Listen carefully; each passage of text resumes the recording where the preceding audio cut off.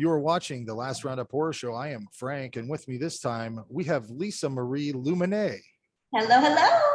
And Elliot Passantino. How you doing? How are you? And we have a special guest. I think she found us on TikTok. Her name is Leah Nicole Long.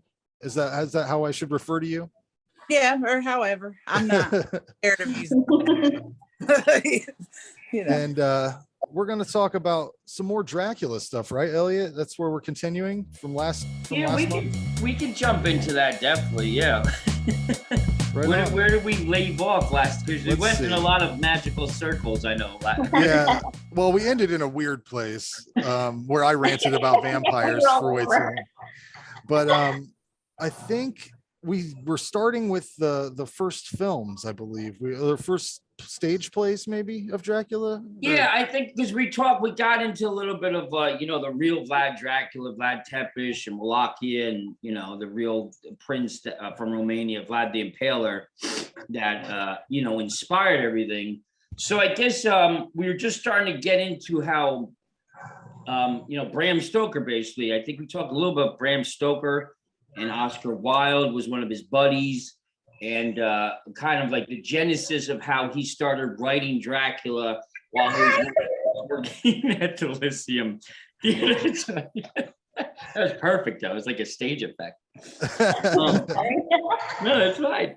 So he was working for Henry Irving, was a very narcissistic actor and director, world-renowned, who put on a very famous adaptation of Faust in the 1870s, 1880s, which had like 50 goblins and 50 fairies. And, this guy was very, very extravagant. And Stoker definitely based some of like Dracula and what he looked like and acted like on Irving as his kind of sometimes tyrannical, diva boss.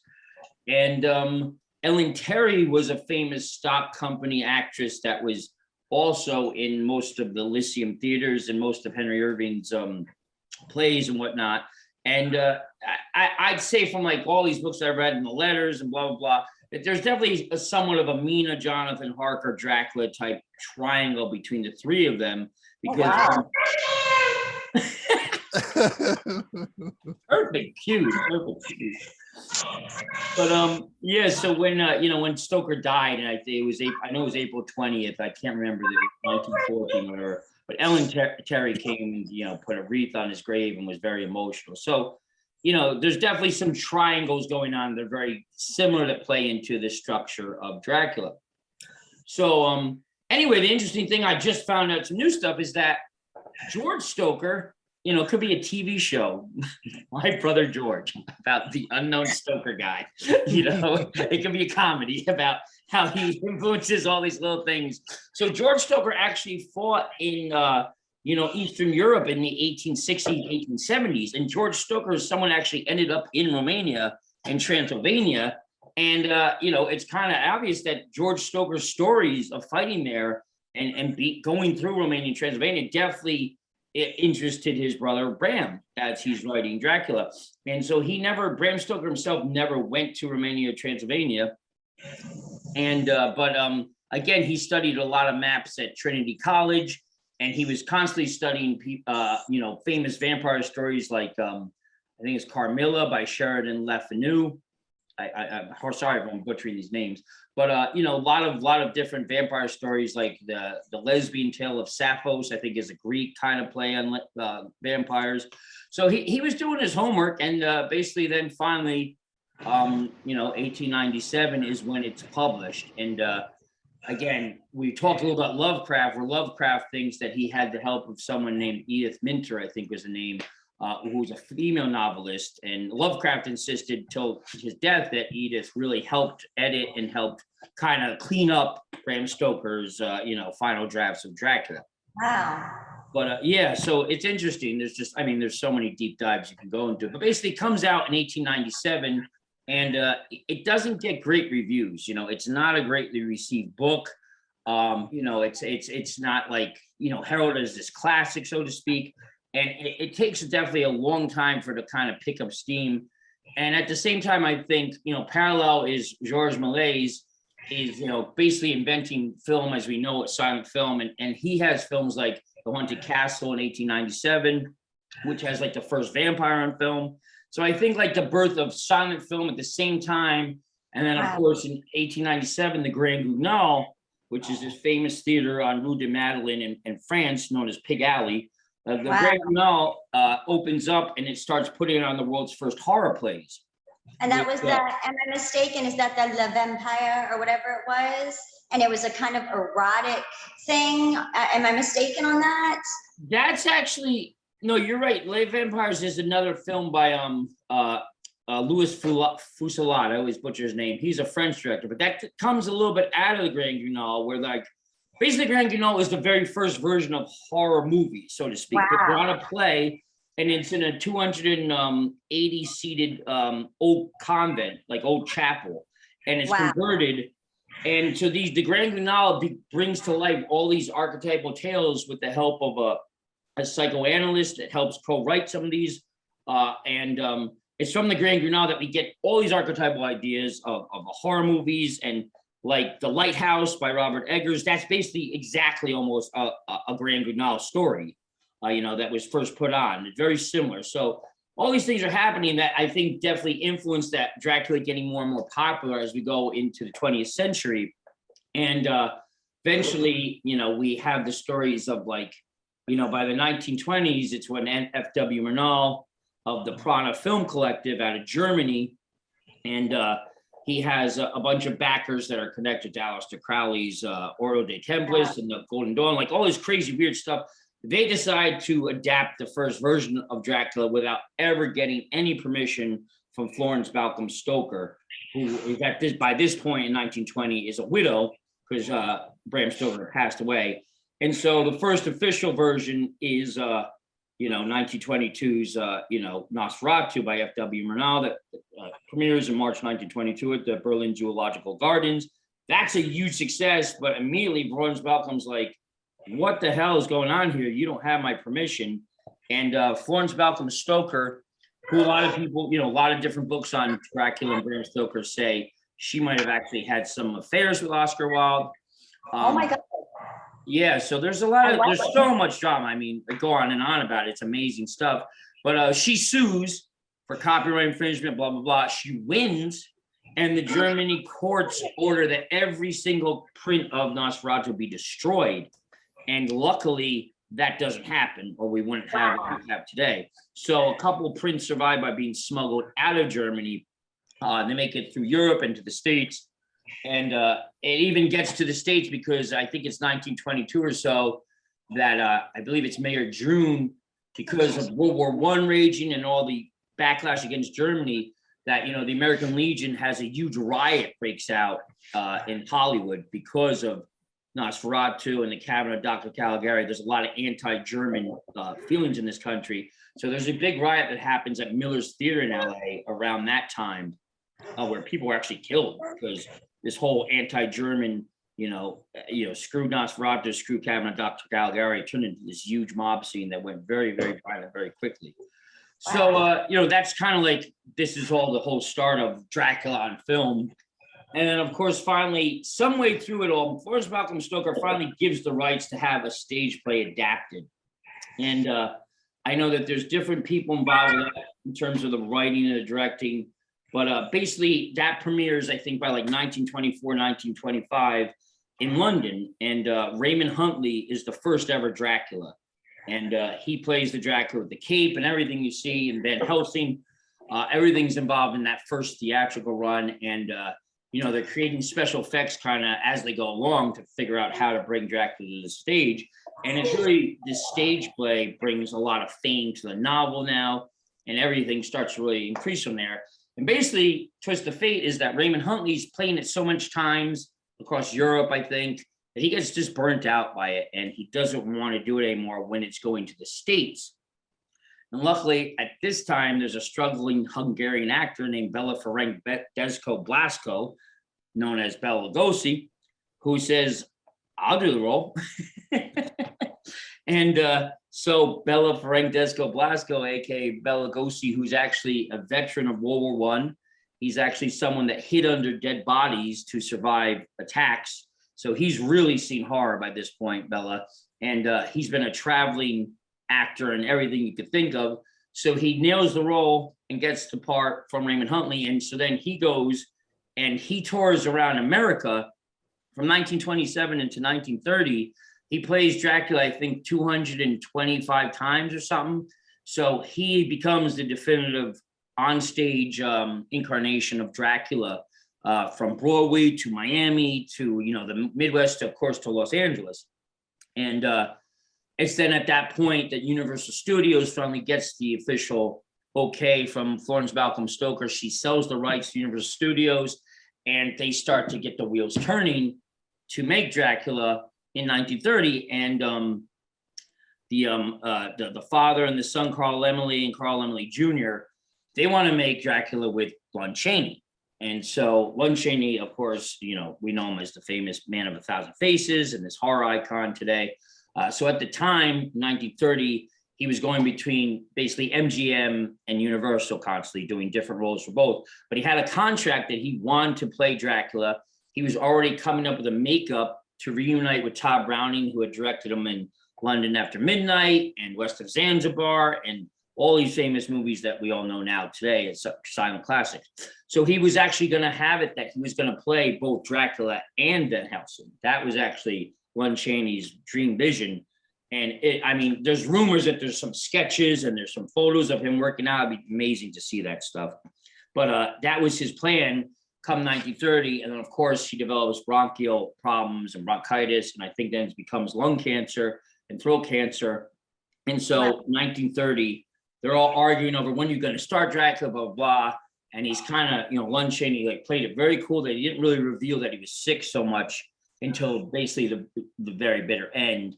And so when he dies in August 1930, that's where Laemmle and them go, shit, we lost Chaney. How do we make this? And they went then between casting Conrad Veidt, who was from The Man Who Laughs, which inspired the Joker, a famous movie from the 1920s. And they're about That's to a cast creepy him, ass and they movie, have- isn't it? What happened? The Man Who Laughs. That's really creepy, isn't it?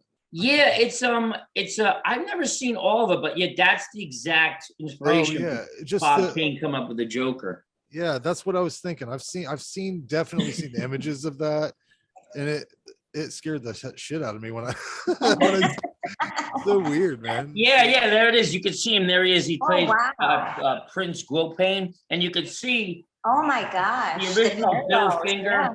Those original Bill Finger comic book incarnations of the God. Joker are very, very based on Conrad Veidt. Boy, that's creepy.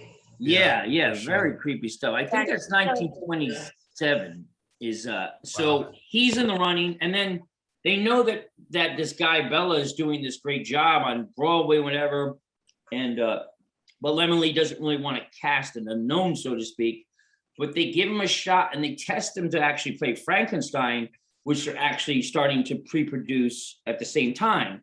So they're screen testing everybody in town for Frankenstein and for Dracula. And basically, Lugosi's just insulted. He's like, I am a major star in my country. I refuse to be a scarecrow here, I think is his famous words that he says. And at the same time, Laemmle sees his test footage for playing Frankenstein, and he bursts out laughing, saying, this looks horrible. Lugosi looks horrible. I think you could find the test footage of Lugosi made up as the monster. It's ridiculous. So I think from there, they just realized that this guy has played it 230 times on stage. He's Dracula. And that's it. They cast Lugosi. He makes 500 a week. He wears his own cape the whole time. He refuses to wear fangs or prosthetics or anything. And, the rest is kind of history. Wow, this does look bad, dude. Oh wow, look at that. See, that's the irony. See, he actually does end up playing Frankenstein in later movies. I think it's either Ghost of Frankenstein he plays. So he does end up because he becomes, we all know from Ed Wood, the Tim Burton movie, he gets hooked on morphine in real life. So he eventually just kind of settles. So he does play Frankenstein. Oh yeah, that's a movie there. Yeah, I don't know. Maybe I got to type test in, huh? Yeah, I did find the test. There he is. That's it. Yeah. So it's horrible. Yeah, he would be. Wow. There he is, right there. It was Check that out. This one there. couple books I saw the footage. And the other one, yeah. Sam Ham on Twitter. I don't know. Sam Ham was tweeting about him. Oh yeah. So that. Jeez. So we know that obviously Boris Karloff, it was the right choice. Yeah, they lucked out there. Yeah. So that's kind of the cliff notes on the evolution of Dracula from book to stage to screen. So what's Now, was Bela Lugosi the guy that was buried in his cape?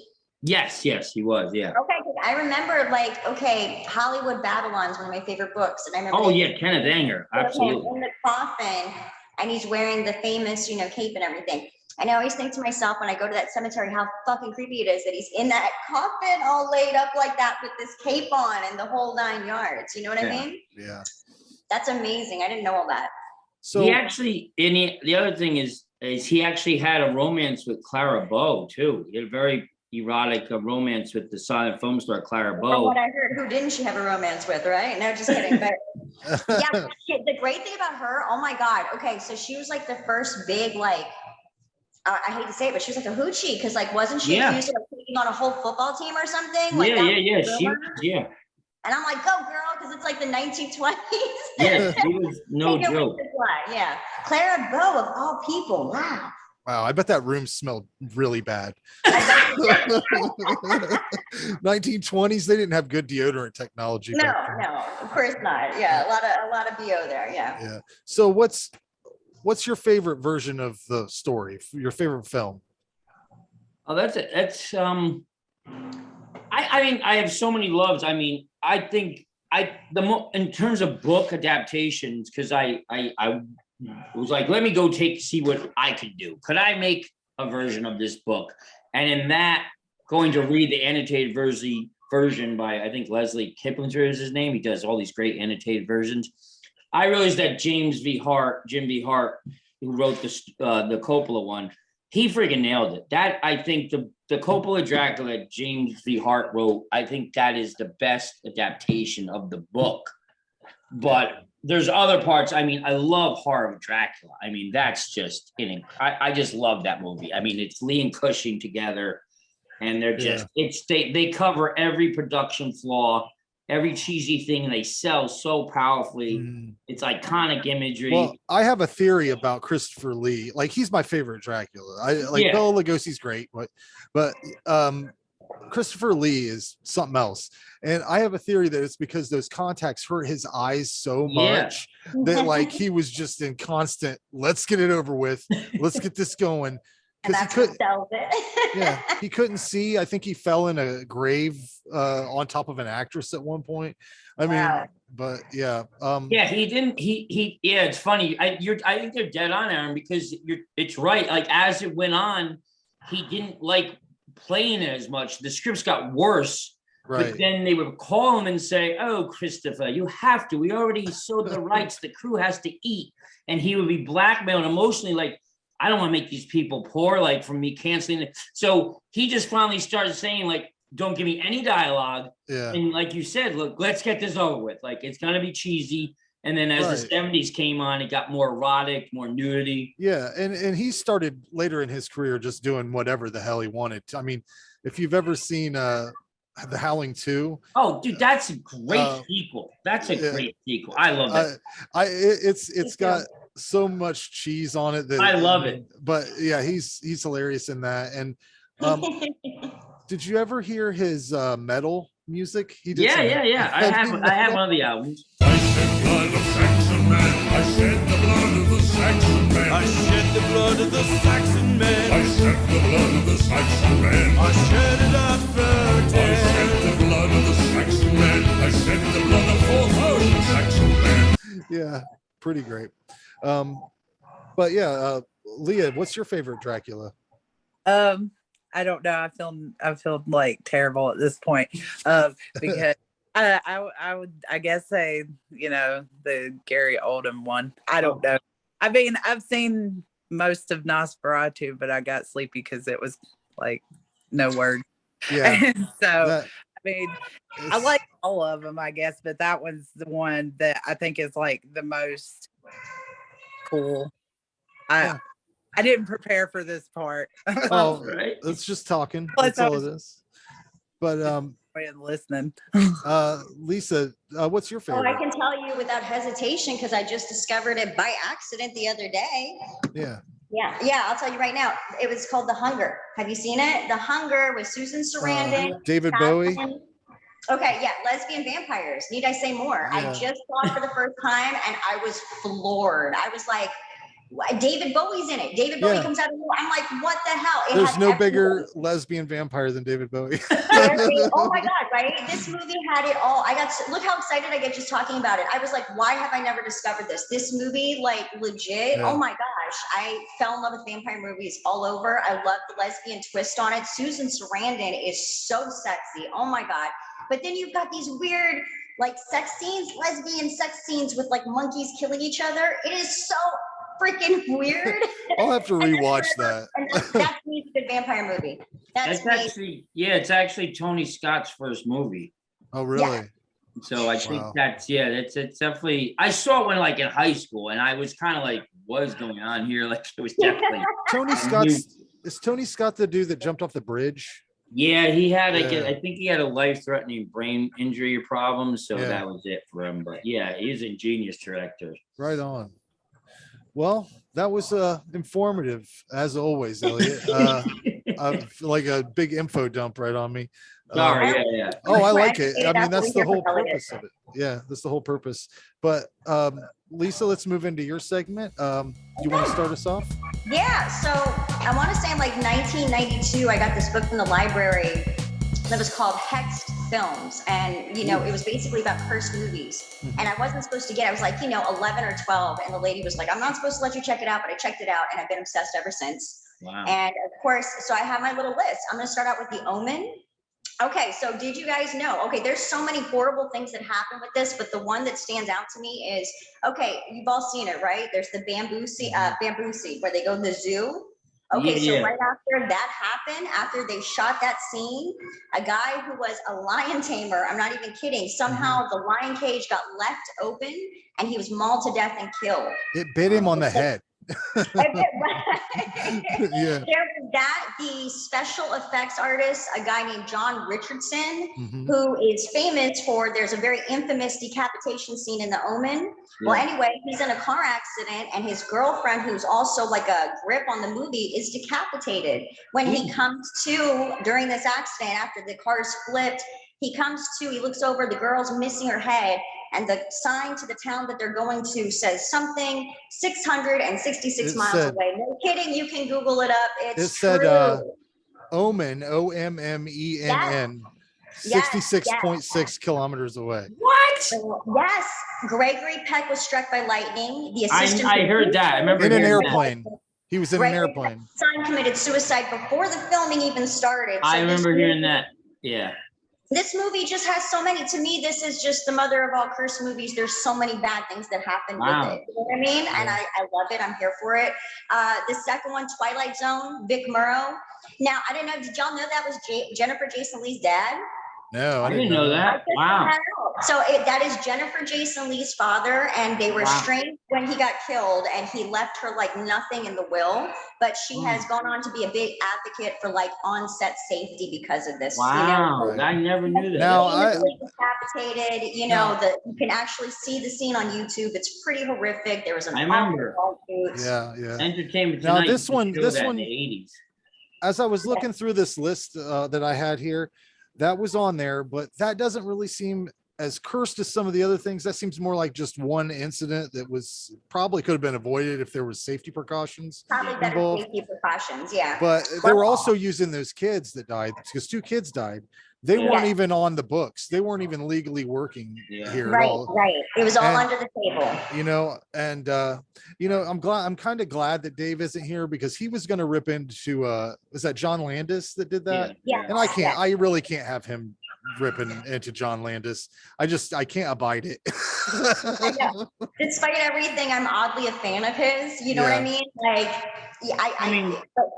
horrific accident on set. So yeah, you can't really say it's too much of a cursed film, but it's pretty effed up what happened. And the YouTube footage is amazing. I mean, if you're weird and you're a morbid Molly like me, and you look at it frame by frame by frame, I've that seen was it. like a terrifying set to be on, just FYI.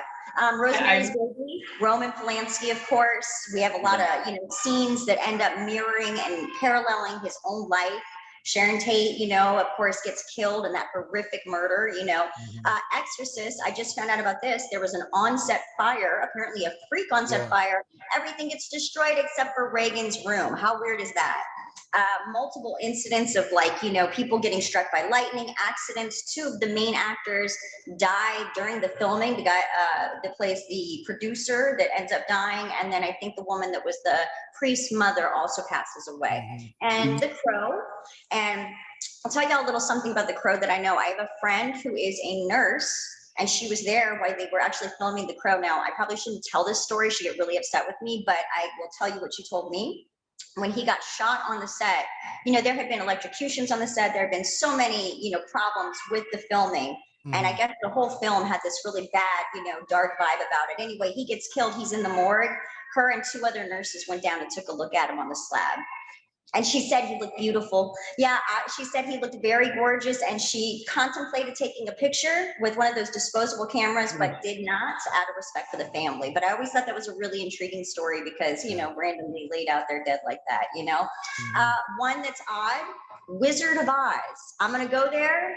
It's not so much of a horror movie, but let's talk about all the effed up shit that followed Wizard of Oz, like everything. The orgies. The orgies with the munchkin. we got Cursed. We got Judy addicted to amphetamines to keep her thin, getting slapped around by producers. I mean, we have her smoking, I think it was 18 cigarettes a day, black coffee, and soup diet. I mean, pretty much this movie to me, the lion costume was made of real lions. Like, who does that? Who says, here's how we're going to go down that route? The guy who played Tin Man got lead poisoning. I mean, the woman who was the witch, she got burned horrifically. So the hanging, right? The hanging of the munchkin in the corner. You can see that's that. alleged. I don't think so. I did it one night in college. There's something there. I froze my TV. Okay, so this is what I just found out about today, the Passion of the Christ. What the hell? Okay, so apparently when they were doing the sermon scene, the lead actor, this is the one with Mel Gibson, Jim, I can't remember his name, Caviezel or something. He can call me up if he has a problem with the way I pronounce his name. Call me. Anyway, so he's doing the scene on top of the mountain, and apparently he gets struck by lightning, not even kidding. And then the assistant producer is struck by lightning. So there are several things in this movie that are totally creepy. And then the guy goes on to have the car accident. Mel Gibson has his horrible thing. But the mother of all, I'm going to end it with this one. And I looked this up today. My baby's in the bath screaming right now, but this is how much I want to. It's called Antrim from 1988. Have you guys heard about this? I've heard of it. I'm not sure if any of it's authentic, though. Apparently, anybody who sees this is cursed. I don't buy it. I saw it. That's what I'm saying. That was why I had to watch it, because I was like, fuck it, I'll tempt fate. My kind of girl. So in 1988, during a viewing of this film, for no reason, they've done all kinds of investigation. An unexplained fire breaks out in the theater, killing all 56 people watching this movie. Okay, so say what you will, this could have been a freak accident, whatever. Fast forward 1993 in San Francisco, they're viewing the movie again. For some reason, the audience goes crazy. They stampede out. A pregnant woman is stamped to death, and killed, stomped to death, and murdered. So, I mean, and then the guy who owns the theater said he put LSD in the popcorn. That's rumored. Don't know if it's true, but there are several incidents regarding this film. That would do it. Everyone had anything to do with it. Look it up. It's effing creepy. I don't believe any of it. I really don't. Now it came out in 2020 or 2019, and I saw a bit of it. It seemed like they knew to go in line with the idea of cursed films, Blair Witch, and they played it up in the postmodern internet age. Yeah, most likely, yeah. But it's because the footage of the original film from the 70s it's you. I mean, I went to film school and I know a little bit about the processing. You can tell it was shot today, and they put effect like A it just filter looks, on you it. can tell what a 70s looking film looks like. Yeah. And this is not the footage that they show of Antrim, the film. It's bullshit. That's my. I get Love like it. watch the Texas Chainsaw Massacre. If you just pick one film from the 70s that was shot, you know, like Daniel Pearl didn't even know what he was doing shooting the Texas Steak. You can watch the Texas Chainsaw. That is like the epitome of a low budget film from the 70s shot on 60 millimeter. Yeah. And Antrim in the movie does not look like that at all. It looks like digital iMovie effects, and then let's spin it around. I've seen shit like that, but yeah, I don't know that. Like, I could see if you dosed a bunch of unknowing people with LSD, that would cause some real weird shit. That would, yeah, that makes sense. Because especially if they've never done it before, and then they're just like, well, the fucking universe is here. Like, what, you know, whatever's going on. But I had some additional stuff to talk about here that Lisa didn't touch on. Man, she's so good at just getting in there and fucking. She's very professional. I like that. But and apparently this movie was up for a bunch of awards, and from what I understand, you can like look it up because they have like actually an itemized list of people that had died regarding this film.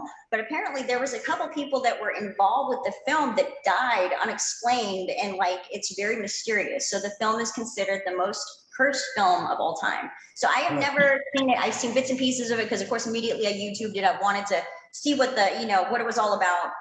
But yeah, creepy. I mean, 1988, for some reason, the theater catches fire, and there are articles that are out there on YouTube. I mean, they have stuff on YouTube about it everywhere. It's really creepy because everything is really like, we don't know what happened. And 56 people, for whatever reason, could not get out of the theater. So it's creepy. And then you go 1993, you have this incident with another theater and people, you know, stampeding out, and a woman gets killed that is unfortunately pregnant. It's a creepy, that's creepy. So yeah, those are my cursed movies though, man. That's it, you know? And I love it. I'm here for it, you know? As I always say, if it's real or not, it's still entertaining. So let's just go with it. It's still entertaining, right? And you know, I want to point out this movie. I think it's called Antuck. It was a movie that John Belushi was going to be in. So it was a famous movie that he was going to be in, and every lead actor that was going to be put in it ended up dying. So they started with John Belushi. He passes. Guess who goes to take it after that? John Candy. He passes away. Then it's Chris Farley. He passes away. So it's a movie. It's another one considered cursed because every lead actor died that people considering for it. And also, I want to add, every guy who ever played Superman seems like they had a really rough go of it. Yeah. Yeah, a lot of Supermen don't turn out too good. You know what I mean? Well, it's a demanding job, Lisa. Smallville. You remember the show Smallville? Did y'all watch that in like the early 2001? It was like a little teen drama. I remember it. I've never been a Superman fan. I think he's overpowered. The guy who played Superman was on a podcast, and I was like, you know, who's this poor old guy? And it's like, it's the guy who played Superman. I was like, oh my God, what happened to you? You know? He's like, the years have been tough, man. So yeah, any guy who played Superman seems like they had it rough. Don't do it. Don't do it, man. But that's it. Yeah, those are those cursed movies, man. So yeah, that's it. I got a couple of things that you didn't point out that I had in my notes here because I spent a lot of time trying to unravel some of these things. Rosemary's Baby. The composer ended up dying. He fell in a fight or something. They said it was roughhousing. So I've lectured on Rosemary's and Exorcist in depth for the last couple of years. So Rosemary's, I'd say Rosemary's, in my opinion, and The Exorcist, those are the two most, to me, like freakiest of all those films. Like they've got the most incidents that happen. Yeah, and I don't want to swallow up all the oxygen, but I could go on because I've lectured on every little thing, and I turned part of that lecture into basically a 2-year story of how the parallel events between Manson's life and what Polanski's doing leading up to Sharon Tate's murder. So that was the last lecture I did on that. So I went all in on that stuff. But Polanski, I mean, Rosemary's Baby's got some weird stuff is going on with that. I could go on for hours about it, but like there's just some, like you said, Lisa, like the mirroring between his life and then what's on screen. And I mean, it just goes all, I mean, Like, I remember the first time I saw that, that movie, and it's such a claustrophobic feeling that just builds and builds, and that's what makes it such a great movie. But I did not know about the composer falling like that. That's crazy. He fell at a party. Then Wow. William Castle, the producer, he came down with some insane out of nowhere, like Kidney appendix stones. failure, just as it was about to premiere. Wow. Another person got some kind of weird brain aneurysm. They died. Those were like, there's definitely 2 deaths, I think. I mean, they filmed it at the Dakota where John Lennon's assassinated in 1980. Yeah, that in itself is bizarre. Yeah. And it's like, I mean, I could go on for hours. I mean, it's just so much weird stuff. And then like all the satanic imagery. I mean, Anton LaVey, they always said Anton LaVey's in the movie, and there's He is for a minute, right? Like a flash. He plays. But yeah, that's Satan not or true. But something. the weird thing is, then going really deep, is that Anton LaVey's Church of Satan in San Francisco is where one of the Manson girls was a topless dancer, and that Manson actually did know Anton LaVey, and so He like knew a lot of really, people. He dealt with shit. What's her name? It's not Marilyn Monroe. It's Jane Mansfield. Jane Mansfield and yeah. Anton LaVey were dating right before Mansfield was decapitated, going Oh, across get the me south. started. That's down the street from me right now. I could get on the road and go down there right now. Don't get me started. Wow. Get me started. I actually, Elliot, cut you off. Oh my God. So I was on the phone just yesterday with the first police officer who was on the scene of the Jane Mansfield accident. Wow. And we were actually talking about the LaVey-Levon connection of how she allegedly was cursed, and how her boyfriend was messing around with his candles and blew out a candle. And he said, "You better not do that or you might lose your head." So I was just talking, he was the first police officer on the scene, not even joking. Yeah, he heard it on the police scanner. Right down the street from me, I could drive there right now. Wow. Yeah. But anyway, I did not know he was in the film. Sorry to get off track, but oh my No, gosh. no. See, that's the thing. That was the rumor of one of the million rumors that LaVey is in Rosemary's, but he's not. But the weirdest thing is to find out he was connected to the Manson family and the Church of Satan and all these other people that made up Manson's ideology that eventually leads to, August 1969, I think Rosemary's Baby is one of those movies that, like, I've tried to like it. I really wish I liked it. You don't like it? No, it's boring and then it's long, and I love the soundtrack. Don't get me wrong, that soundtrack is awesome, especially if you can find. What about the filming techniques? Can you at least appreciate how claustrophobic I've kind of been scenes are so. I've been talking about this kind of in the group a little bit, arguing with people mainly about the movie The Witch, which I hate. Dude, thank you. I hate The Witch. I think it was one of the worst horror movies in years. Yeah, right. I really wasn't a big fan. And everybody always says, "Isn't it beautifully shot?" And it's always said with the same candor as she's got a great personality. It's like, I've watched IMAX movies about roller coasters and they're boring. Beautifully shot. And it's beautifully shot, right? But like I understand Polanski did a great job with the movie. If you like slow burns, it's probably right up your alley, but I don't think they give you enough at the end to make it to validate the same way that The Witch does. I put those in a category that I call slow burn, stay awake challenges, because I can't fucking stay awake to fucking watch it, because there's the music's great, but it'll lull you right to sleep like a little baby. Maybe that's why And see, for me, I'm just captured, beginning to end. If Rosemary's Baby's on, I'm gonna watch it. I'm gonna stop. Watch it. I'm invested, and from beginning to end, every scene to me is just so captivating. Like, I just, for whatever reason, I love that movie. It always sticks with me. And I guess maybe being a woman also really does prey on those insecurities of, like, being pregnant and alone, and having your husband make a freaking deal with the devil so that his acting career takes off. What a dickhead, right? I think that it's if you like moody stuff, I can see how somebody could get into it. I could totally appreciate it for what it is, but I used to own it on VHS way back in the day, and I would put that fucking thing in, like, I'm gonna watch it this time, and then I had to watch it in segments, and then by the time I got to the end, I was like, well, this is nothing. You're not like, they don't show you a devil baby, really. I mean, I want to see if you're gonna drag me to the end of this movie, give me a fucking thing that is biting something, or I don't know, man. Just I don't. It's weird. Like, technically, as a director and a writer, I I really love it. And I have to watch it because there's so many tricks that Polanski's doing subconsciously. And I'll argue that there would be no Kubrick Shining without Rosemary's Baby, because he's doing a lot of subconscious subliminal stuff. But at the same time, Aaron, it's not one of my favorite movies. Like, I hate the ending. Like, I get the horror, but I don't agree with her going, oh, I'm gonna love this baby. Like, there's some things I don't agree with, but I still have to watch it from a technical standpoint, because he's doing a lot of things that are amazing and had never been done at that time. Yeah. And like you're saying, like you're saying, Aaron, I love The Bite. I want the fucking bite. I hated The Witch. I hated It Comes at Night. I hate movies with no bite, doesn't give you that third act. Yeah.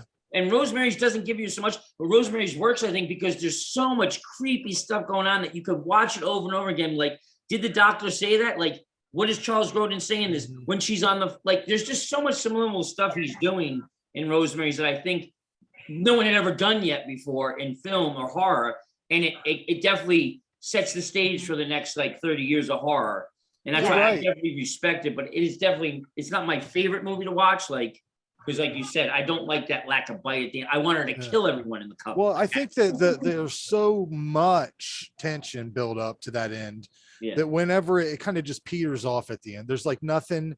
Like, they could have gave you any, like, even if she just killed the baby, like, that would have been a thing that you would have been like, holy shit, you know, like, but instead you're kind of just left going, it was well shot. I love it. I think it's such a great movie. I love it. I think for me, it's a claustrophobic movie. Like, to me, it builds on just that feeling of helplessness, and especially being a woman. And I think maybe it resonates different because I am a girl, you know what I mean? And like, that could very well be something that could happen. And you put yourself in her mindset of like, what would you do? And, you know, New York seems so small, even though it's so big. And, you know, for me, it's just a brilliant masterpiece. And like I said, if it's on, I'll watch it. So yeah, I never knew that it was so cursed, and that, you know, I knew the Sharon Tate thing, of course, we all know that, but I didn't know the composer fell and stuff. You know, I didn't know, like, for example, people were struck by lightning, and that seems to be a reoccurring theme. You know what I mean? So yeah. Totally creepy. Let's see, I had some other stuff on The Exorcist here. You know, it was one of those things where you don't know whether it's true or not. When that movie came out, they said a lot of people were vomiting, passing out. One lady broke her jaw when she fainted. There were 4 people that died. You mentioned the Jack McGowan, who played the film director, died of influenza. I can't even say this lady's name, so I'm not going to try to. The mother of Father Karras died of natural causes. Numerous cast and crew lost family members, including Linda Blair lost somebody, Max von Sydow. The craziest thing there, I mean, I go on because I lecture on really in depth on that. But one of the scariest, crazy thing is that Jason Miller's son, while walking on the beach during filming, is run down by a motorcycle. Right. Wow. His son almost is like basically on life support. And freaking is like, he's like, you know what? Let's shoot this pivotal scene. I think it's him crying over his mother just died in the film. And he's like, let's just do the scene, put everything into the scene now while you're going. He didn't know if his son was going to live or die. It was like that bad.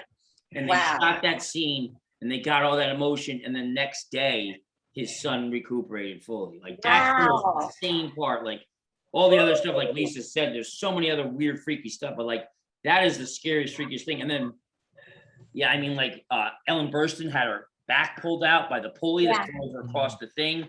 And then because the set was so cold, that's why I mean, there's a lot of weird stuff on it, but like the set was freezing so they could have the breath and look like the devil's taking a room. And it's because basically the set was like an ice locker. Like, it was that below zero. And that's why a lot of people got really, really sick and got pneumonia, because that was a stage set that it was that frozen. Like, it was just hell to go into that. And then it's even crazier to know that Max von Sydow was an atheist, and he was like, I can't say this. I don't know how to say these things. I don't believe in this at all. I don't believe in this at all. But it's so, you know, it's like, but yeah, and then the other craziest thing, which I don't know if you read, but I've read so much stuff on this. The most chilling part is that during filming in Georgetown, Friedkin and William Peter Blatty got an audience with the local diocese. And that's when the local diocese revealed the actual manuscript from not even Georgetown, but the Vatican, a Vatican papal approved manuscript that showed that this had actually happened to a boy Wow. named Roland Doe in Cottage City, Maryland in 1949. And that is what William Peter Blatty had been researching, but he had never gotten his hand on this stuff until while they're filming the local church, the diocese, or whatever they call the head priest. He lets them see the actual things that saying, you were right, William, when you wrote this book. This is, and like, so it's one of the only very few exorcisms that the church did recognize and did put on record. And yeah, so it all came together while making so do you think that had he written, by the time they filmed this, had he written what's the second book called that they made part 3 out of? Legion. Yeah, I know what you're talking about. Yeah. Had he written that yet? I'm not sure. I know, like, when he was basically, he went through a divorce. He had written Shot in the Dark, the Peter Sellers movie, and he went through a horrible divorce. And that's when he started remembering something. I think he grew up in DC or the Georgetown, and he started remembering, hear about this as a kid. And that's when he started deep diving into like this exorcism of a boy. And he got so far to find out enough that this kid was named Roland Doe. I think that's the pseudonym, and happened in Cottage City, Maryland, and it was unexplained, and they did bring in a priest, and there's all this weird stuff that, like, even today, like, there's enough stuff that maybe he was wanted attention, but there's a lot of weird stuff that the kid did that they brought in the Vatican, all this stuff. Like the Annalise case of that little girl, you can actually hear the YouTube videos of her during her exorcism where she's speaking in Latin. Yeah, that is terrifying to me. I can't even listen to stuff like that, you know? Yeah. I was wondering if he had written that second book after he had read those documents, because he probably did. You're right. It seems like when you watch part 3 compared to part 1, there's a lot more context for shit in that. Like, he's really got some stuff. Exorcist 3 now? Yeah. Okay, little tidbit. My grandfather did the sound on Exorcist 3. He worked for Warner Brothers. Yeah, so he did the sound on Exorcist 3. So a lot of the sounds you hear are like dogs and animals in reverse. Wow. Which is why it's so creepy sounding. Yeah. That movie is like one of my top 10. Me too. That jump. Okay, can we all agree that jump scare is one of the best jump scares ever? We all know what I'm talking about. Remember vaguely. My favorite thing about the movie isn't even any of the spooky stuff. It's George C. Scott just being George C. Scott and his relationship with the Reverend in the movie. It's fucking hilarious. I want him to be on like a sitcom together, you know? Like, I it's love so good. Exorcist 3. I really do. I think it is a gem of a movie. It's a scary one too. Oh yeah, and Brad Dourif should win an award for his performance. Agreed, 100%. He's crazy. Yeah, love that movie. But I had some other information here about, let's see, The Omen. Because there was some really weird shit that happened with. Wasn't that creepy? Like, what the hell was going on with that movie? And I'm gonna tell you, I'm not a huge fan of the movie. I don't like it much either. I don't like it. I don't like the performances that much. I think the story is so stale. The kid annoys the F out of me. I don't like demonic children movies. Like, the only one I really like is Pet Sematary. You know, and that's not really demonic child, it's more repossessed child. But like, I'm not really one for like the demon children.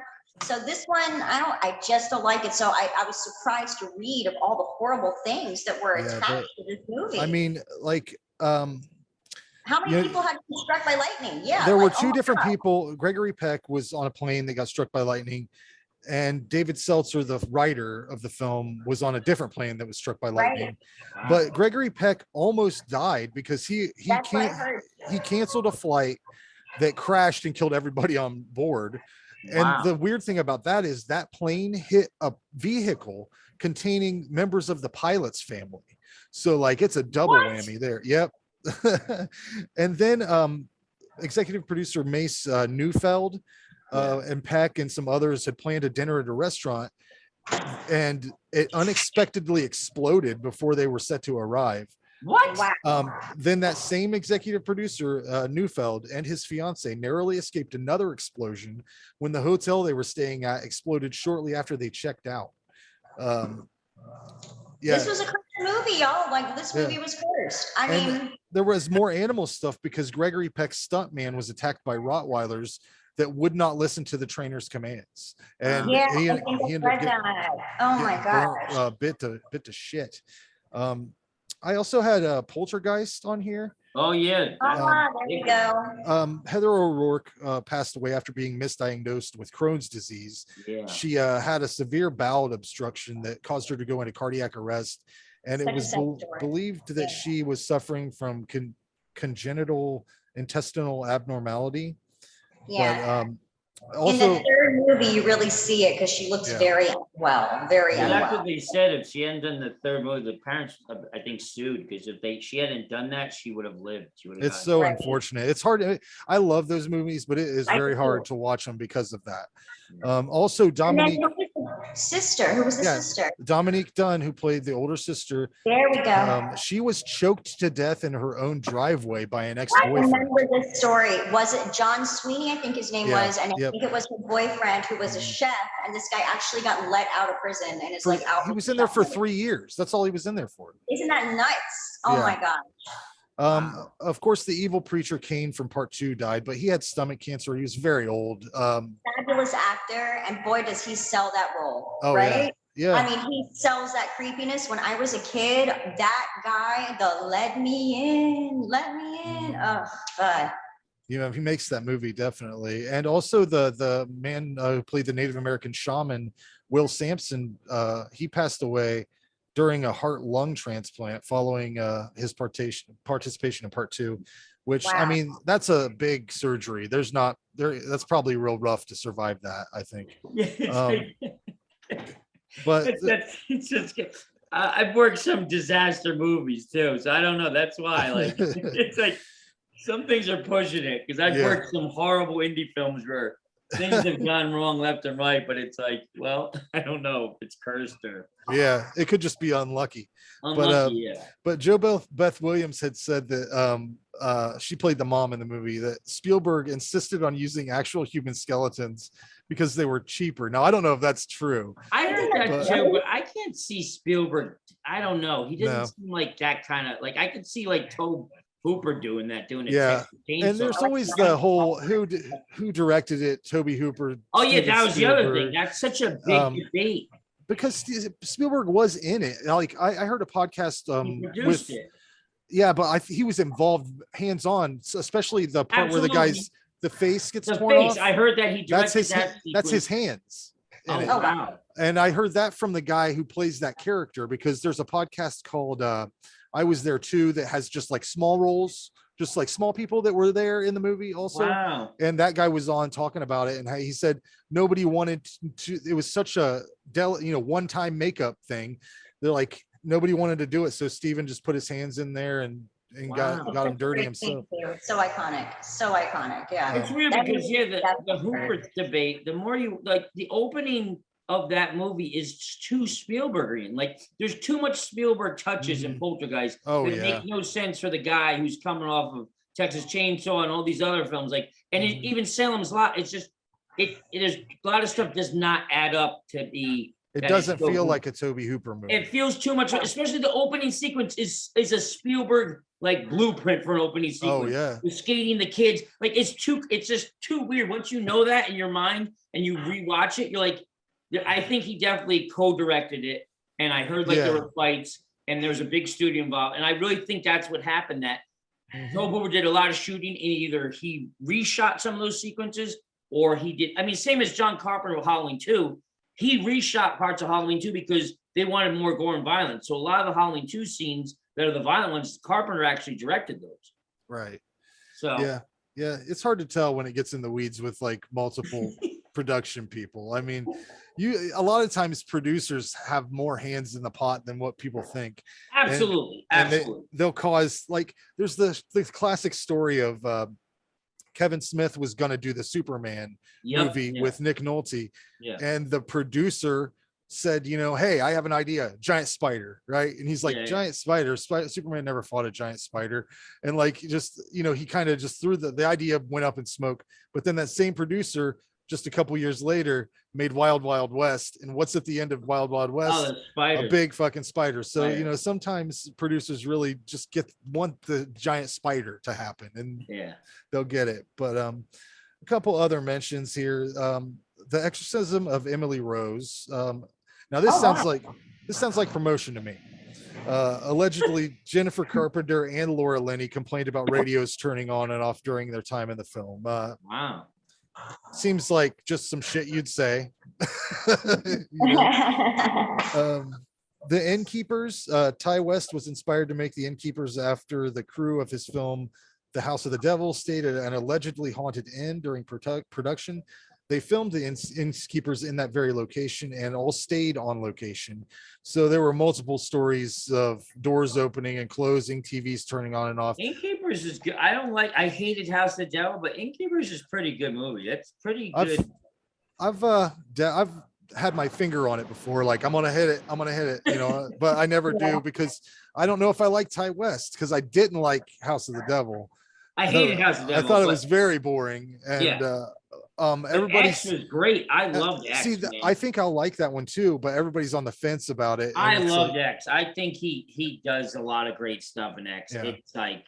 It's crazy. It's got a lot going on. That's the only one I 100%. I watched it twice. I mean, what the people that hate it say that it's just nothing new, but my response to that is if I love hamburgers, if someone makes me a hamburger, I'm gonna be like, that's a great hamburger. I'm not gonna be like, this is not a new thing, and throw it away. So it is what it is. The other two that were mentioned on here, I didn't even really look that far into them. The Conjuring and Annabelle Comes Home, because they're attached to the Warrens, and to me, the Warrens are bullshit people. I mean, that's just... The more I dig into the Warrens, it's like breaking my heart. My 13-year-old heart is breaking from when I first read. Like, I'm finding there's a lot of holes in a lot of those stories with them. Yeah, I mean, they were involved somewhat in the Amityville. Yeah, there's a lot of like the Amityville stuff was a lot of a con job, it seems. You know why I think that you have to kind of appreciate them though? Like, I mean, okay, let's say like, yes, they are con artists. Okay, like, yes, they totally, I mean, I guess kind of what we're discovering now, but I think that in the end, they gave a lot of people peace. And I think comfort. And I think Lorraine Warren was one of the sweetest, kindest women. And like, I've seen a lot of interviews with her. And let's say you're somebody dealing with something paranormal that you don't understand. They definitely seem to have helped people, regardless of if they were conning or not. And they gave them comfort. And they also took a lot of those cursed items, which I wouldn't want to touch. You know what I mean? Like, there's a lot of that shit that I just don't want to even get near. And, you know, here in New Orleans, we have stuff like that voodoo stuff that you just don't mess with. There's a place here, a voodoo temple here, and there's a shrine that I just do not mess with. People go up and make offerings, and I always just get bad vibes. It's been there since the 1800s. I don't like it. I don't go near it. You know what I mean? So I think that they gave a lot of people peace with that. And honestly, with paranormal stuff, you need to be a little messed up in your head and be a con artist, because you know, honestly, people don't really believe it. You know, paranormal is the biggest con art of it all, because you don't know if it's real or not. You know what I mean? And proof. I've watched a lot of very good and noble thing. Even if they were conning people, I think they were good and noble people. You know, so I've watched a lot of ghost videos, and I'm like, I'm kind of thinking there's probably some real ghost shit happening somewhere sometimes, but also at the same time, I'll see posts, like I saw a post just the other day on Facebook, $60 go on a ghost hunt with these 4 unknown people. I'm like, they got a lot of those here. Like, are you kidding me? You're gonna just dye your hair black and wear black shit and then have the equipment to do a ghost hunt, and then you're gonna charge me $60. I need a trial ghost hunt, and then maybe after that one, when you prove to me that you know what's going on, maybe we'll get involved in the financial side of things. Well, you know, we do a lot of that here in the French Quarter. We have a lot of the ghost tours here, a lot of the vampire tours, and they charge, and they bring these people around, and they tell. I mean, we have infamously the Dungeon nightclub where we have Prince. This is a true story. I mean, this is not, you know, this is in records, but a Prince came here back in the old days, rented out a place, and was there forever, and blood came out from under the door. They break down the door, and apparently he'd been kidnapping and torturing people, and there's a dungeon there, and we now have a bar called The Dungeon that has his old dungeon stuff there, so you could literally go see where these people were tortured, you know. So it's a very, you know, common thing to have these ghost tours and people that really live the lifestyle here. We have a lot of voodoo people here, like real.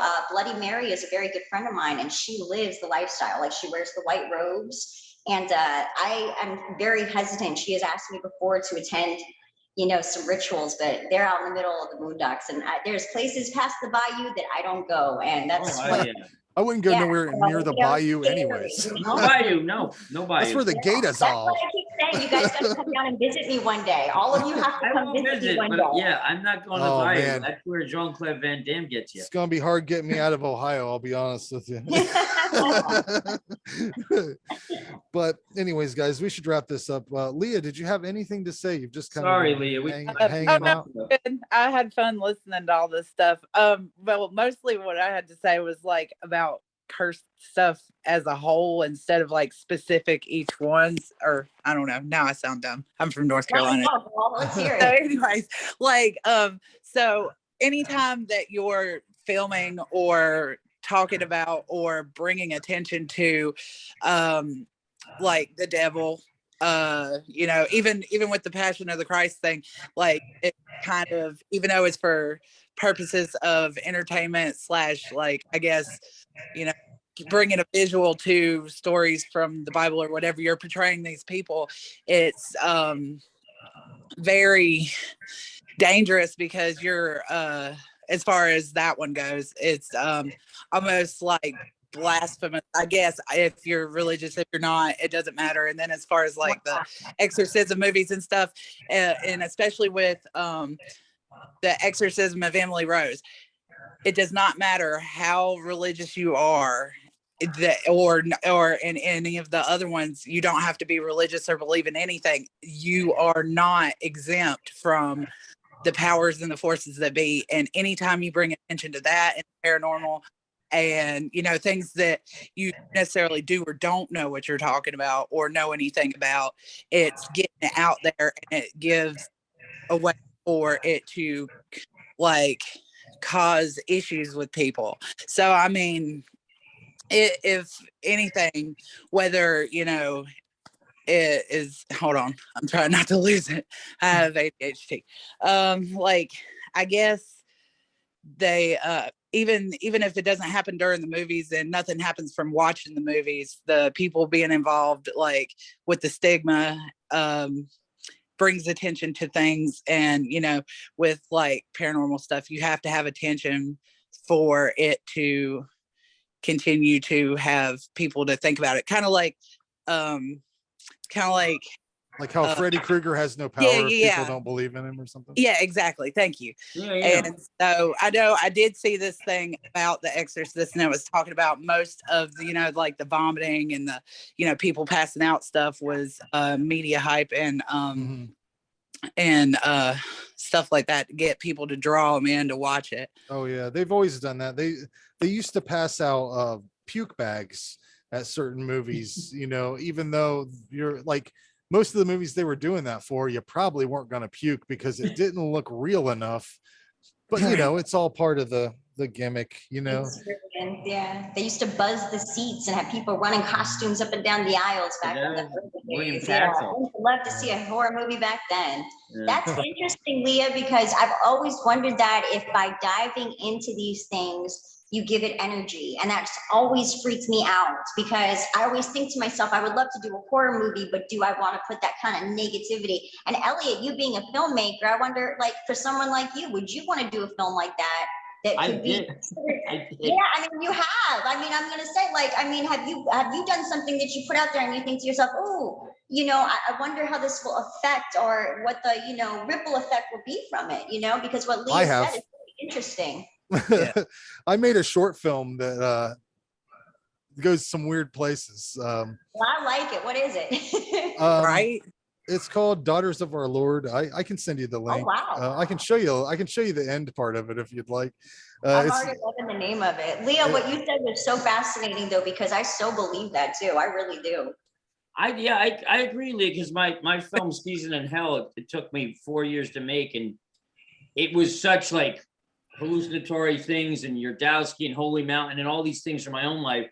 And definitely the making of it was crazy, and some surreal stuff happened. Definitely, that was like you said, if you're feeding that animal, and it's also cathartic for you, that's great. It was cathartic for me and a lot of people, but at the same time, it was a season in hell to make that movie. And then it's like took me so long to get any distribution, and still today, you know. And then it's like, because I put so much of my own demons into it, now when I've shown that movie, people see their own demons. Like that's the weird thing that's happened, where people claim to see this or that. And I'm like, no, that's not. So if I do believe somewhat in that, especially being a PA AD for 22 years. If you do, it's so much like to get the alchemy of making a movie is putting all these personalities under pressure, stress. And I think if you are feeding that, if anytime I've had a day where people say, this is going to be a bitch this day, it's going to be a 12-hour day, 16-hour day. If everyone says that going into that day on a shoot, it becomes that. And that's what's weird when going back to what you said, Leah, that I've seen by feeding that beast and that animal, this day is going to suck for the production. We made it happen. But if we had gone into that saying, no, we're going to make this good.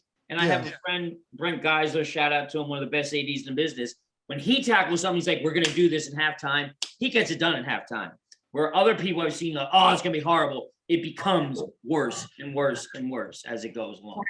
Yeah. The thing I've noticed, the thing I've noticed about making anything is that it never goes the way it's supposed to go. Like it's never. I had so many things drawn out, storyboards, threw them away, throw them in the trash. Daughters of the Lord. Yeah. I'm gonna pull it up. Is it religious? What is it? You have me like on. It's only about 12 minutes. We're not gonna play the whole thing. I'm gonna play the part that is the most fun to show people, because whenever, like, this is years ago, like 2015 or something, we made this, and it was all written out, planned out, everything. Then a lot of the cast did not come through, and then it was like we fucked up a special effect, so we had to improv. Like, it's one of those things that, like, we were trying to shoot all in one day because it was such a short thing. So it was like I wanted to plan it all out, but then I mismanaged it, and it was like the special effect that we needed dried before it was supposed to, or something. It was a mess. So we had to figure it out. Now I'm gonna play you the most fun part whenever we play this, in because Randy showed it a few times at parties, and he says the reaction is always like, who are you? Why did you do this? Because it's so weird. It's our first thing we ever, like, first short film. So take into granted that the quality is that. And our second one is much better, but I'm going to show you just the fun part that I love showing people. That's it. Stay for dinner tonight. We have very special guests. What are you people? Oh no!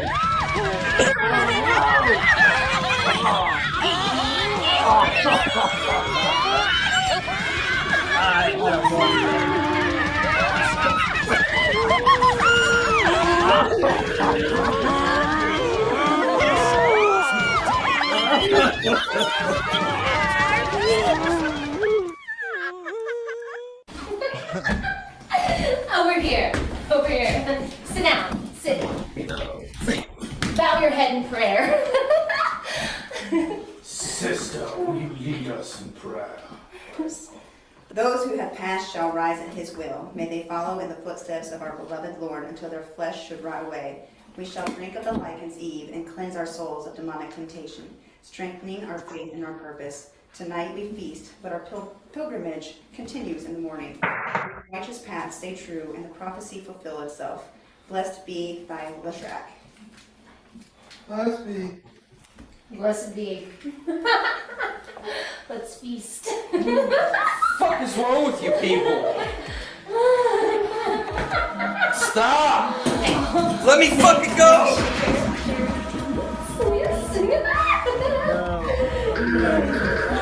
Let me go! Yes.